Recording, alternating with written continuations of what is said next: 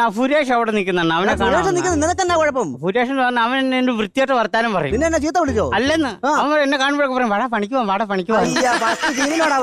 എന്താ പണി അറിയാനായിട്ട്? അണ്ണാ എനിക്കാണെങ്കിൽ ടാപ്പിംഗ് അറിയാം, വെൽഡിങ് അറിയാം, പെയിന്റിങ് അറിയാം. പിന്നെ ടാപ്പിങ്ങിന് പോകും. വെളുപ്പിന് എഴുന്നേക്കണം തണുക്കും. എന്നാ പിന്നെ പെയിന്റിങ്ങിന് പോകും. വെളി കയറുമ്പോ തല ഇറങ്ങും. എന്നാ പിന്നെ താഴെ ഒന്നടി. താഴെ ഉറക്കം വരും. എന്നാ പിന്നെ വെൽഡിങ്ങിന് പോടാ. അണ്ണാ വെൽഡിങ് എന്ന് പറഞ്ഞാൽ പുക അടിക്കുമ്പോ ശ്വാസകോശത്തിന്റെ പുറകെട്ട് എനിക്ക് സംഭവം മനസ്സിലായി. ഇവിടെ ആരെങ്കിലും അധ്വാനിക്കുന്ന പൈസയും കൊണ്ട് ഓസിന് പുട്ടടിച്ച് ജീവിക്കണം. അണ്ണാ അങ്ങനത്തെ പണി വല്ലതും ഉണ്ടോ? ആരെങ്കിലും അധ്വാനിച്ചിട്ട് നമുക്ക് പൈസ കിട്ടുന്ന പണി? അങ്ങനെ ലോകത്തൊരൊറ്റ പണിയേ ഉള്ളൂ.